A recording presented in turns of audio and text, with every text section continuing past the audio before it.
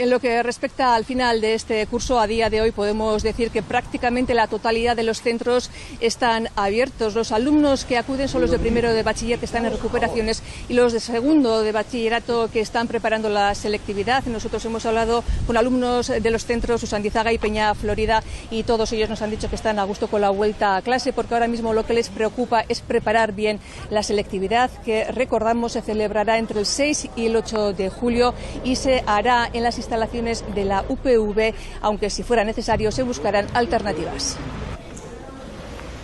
Tener por fin al profesorado en carne y hueso en el aula para muchos es un alivio. Nos ayudan bastante. Yo me alegro de haber vuelto. Porque en algunos casos solo han mandado los apuntes y ya, y con eso nos sirve. Necesitamos la explicación. Entonces, por eso prefiero las clases presenciales. En Lauro y Castola, los alumnos y las alumnas de segundo de bachillerato, que están a un mes de la selectividad, ya se han acostumbrado a la nueva rutina.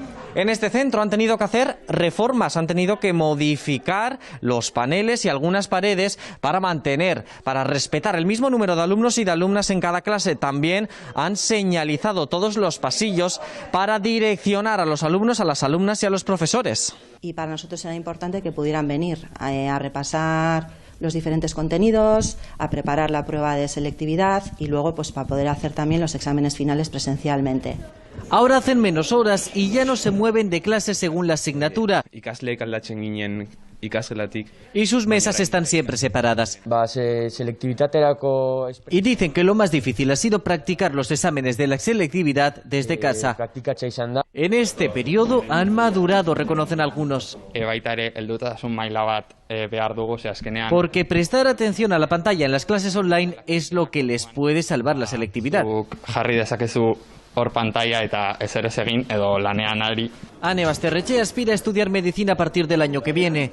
Cree que el examen de la EBAU será igual de difícil que otros años. Ez dakit, azkenean edukiko ditugu aukera gehiago, baina uste dut zailtasuna berdina izango dela. Se lo están tomando en serio porque se juegan la salud y su futuro.